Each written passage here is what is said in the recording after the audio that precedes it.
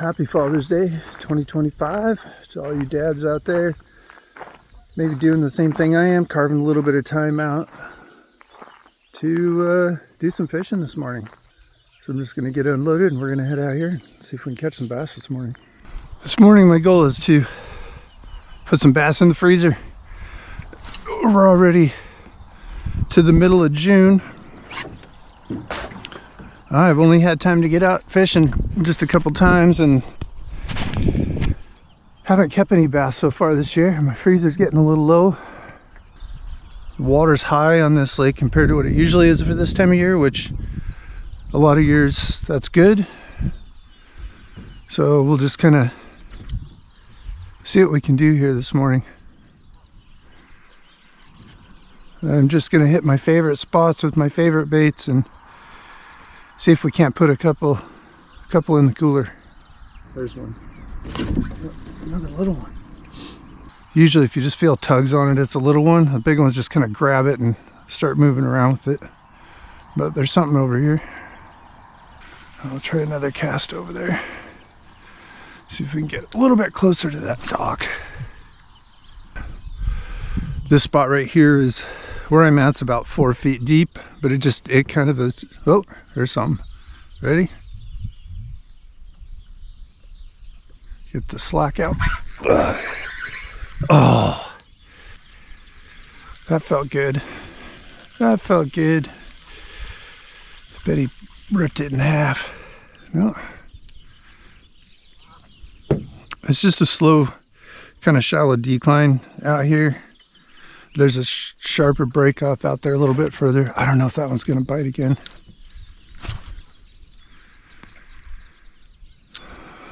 That was a big fish, but I screwed that one up for sure.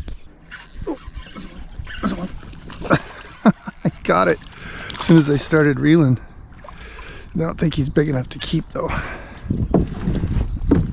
Just a little guy. I don't have much color to him yet. We'll put him back. Looks like we got quite a hatch going here this morning.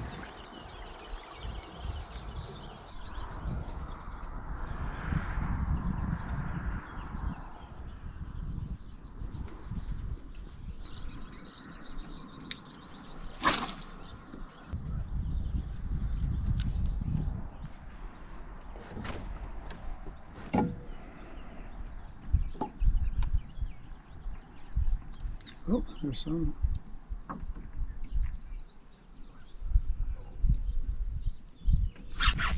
There we go.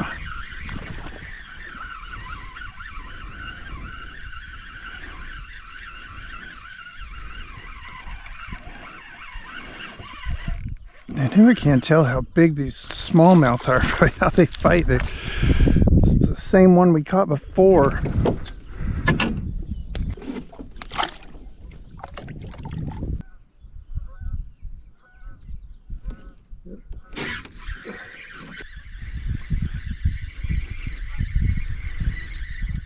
Just coming straight toward the boat. That was fast. They're all almost exactly the same size.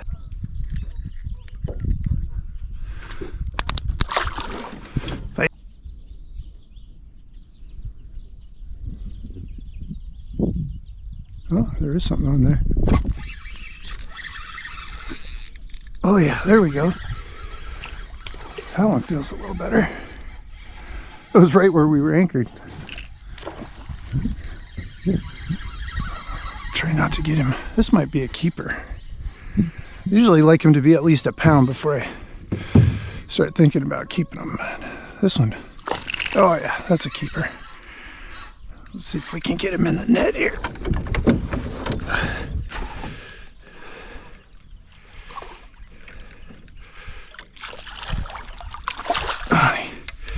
Shook my worm off. Yeah, that's a decent one. I usually kind of imagine how big the fillets are. I don't know if there'd be enough there for a meal, and there definitely is. Okay, so we got water in snacks and stuff in here, and I don't want that all covered with blood. But I'll show you. There's my ice. So what we're gonna do is we're gonna stick a knife up under the gills and then just cut the gills on both sides and get that blood out of the meat. You can also, yeah, it works really good. Cut through that little membrane right there works well, but cutting the gills, get some blood out real quick. I'll just put him on ice. We'll give him about 60 seconds and then we'll bonk him. But that stick bait got that bigger fish, so that might be what we need to use today.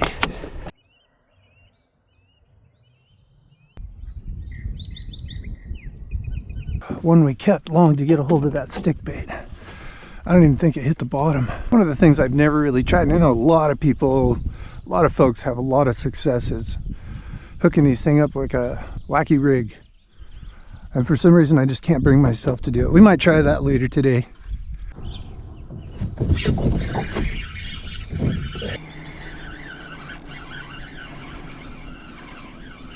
Finally, oh, it looks like another keeper.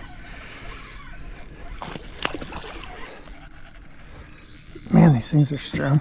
I love catching smallmouth. Love, get away from the net. Oh yeah. Yeah, we're keeping that one. I don't know. He's kind of right on the line there. What do you think? No, he's not big enough. He's not big enough.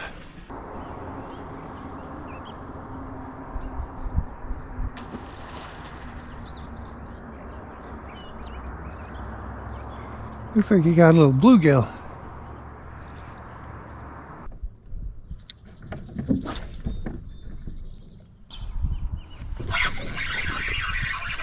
There we go. That one feels better. Maybe. Let's keep him on this side of the boat. It's just coming. Oh, there we go. Putting up a little struggle now. Oh yeah, that's a decent one, I think. Sometimes hard to tell until you get them in the net. About the same size as the last one I caught.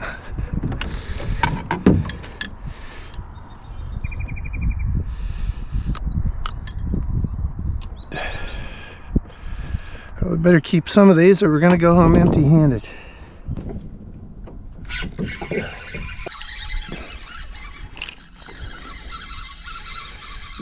Definitely got one. It looks like a little one. Just switched up to this stick bait and cast it out a little bit further.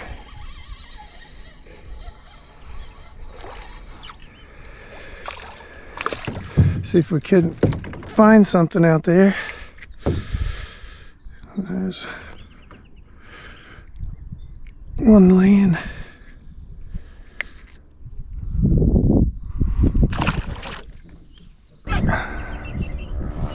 Here, we're just getting some bites. I think we got one holding on to it. Good hook sit. It's a jumper.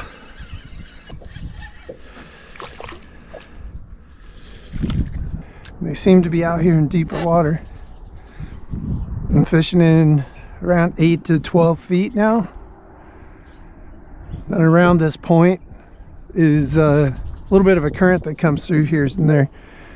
They're just laying out in here, so we'll just take our time and fish down through here. Maybe we can get a couple keepers.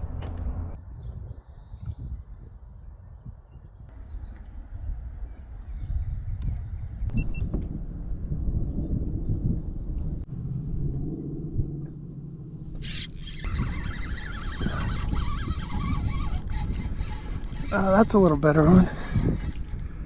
Oh yeah, that's a good one. Whoa. That's one we've been looking for.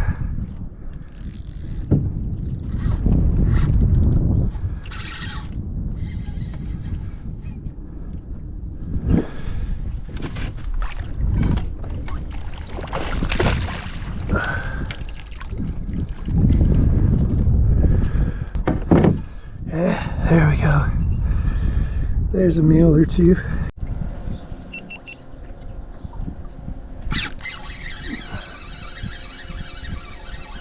Oh, I thought that was a little one, but it is not. It is not a little one.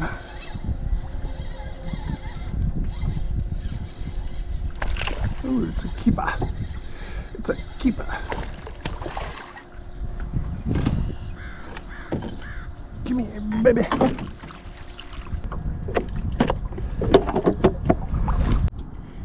So we're gonna try wacky rig. So wacky rig is you basically just put a stick bait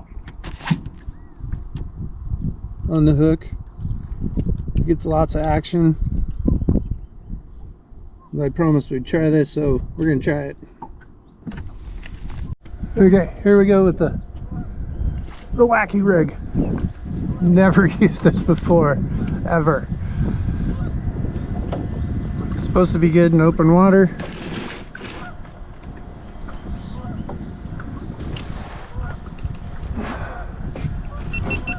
I'll give this wacky rig a try. I don't know why I've never used it. I've fished with guys that have done well with it, but I've just, it's supposed to be good in open water, both sides moving around, lots of action. So we'll see. And we got one on the wacky rig. Holy shit.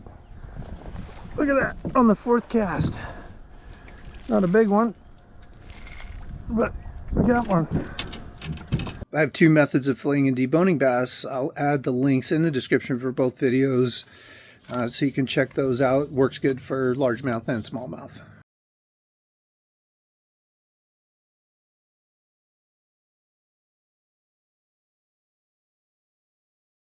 The first step in this recipe is to get the fish cooked up. I'm just going to fry these fish on the stove with a little bit of butter.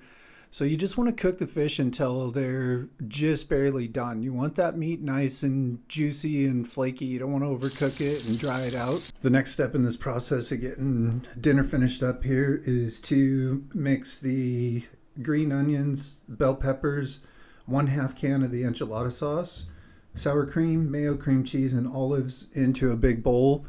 And then chunk the fish up, break the fish up a little bit and put it into the bowl. Pan ready. So I'm just gonna spray a little oil in this. You can grease it up however you want. I just use this spray, it's quick and easy.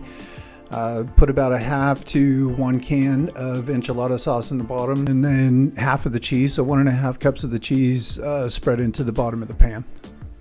So now we're going to preheat the oven to 350 degrees while we finish getting this ready. So now we're just going to take the mixture, put it inside of the soft taco shells, wrap it up, and you just want to be somewhat conscientious to get them fairly even. It's not that big of a deal, but you can use 5 or 6 shells for the mixture here. And then we're going to put another layer of enchilada sauce over the top of these and just spread it out as evenly as we can. And then the final step in prepping this before we cover it and put it in the oven is just to put the rest of the cheese on, the other 1.5 cups of the blended cheese right over the top of this. We'll cover it with tin foil and we'll put it in the oven for about 35 to 40 minutes.